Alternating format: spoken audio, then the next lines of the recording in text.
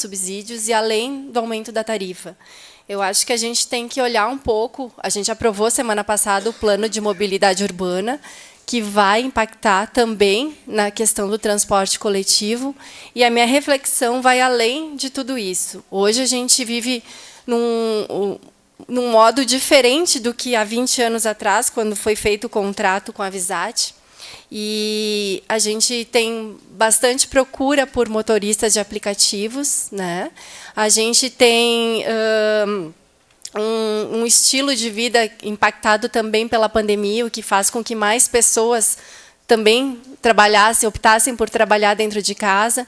Então, a minha percepção é o executivo teria que conversar com a Visat e integrar o plano de mobilidade para que tudo isso conversasse. A minha posição em relação ao subsídio é que ele acaba se tornando uma obrigação para o município.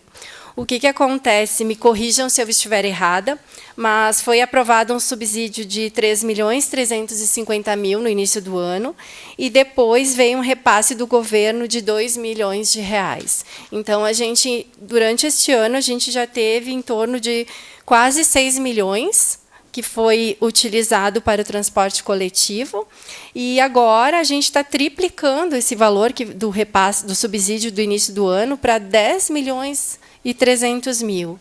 Então, a gente tem que rever essa questão para ver se é necessário todo esse valor. Então, eu acho que a gente precisa conversar, com o executivo conversar, a Visat conversar em parceria com o que foi construído com o plano de mobilidade, para ver se faz sentido todo esse valor.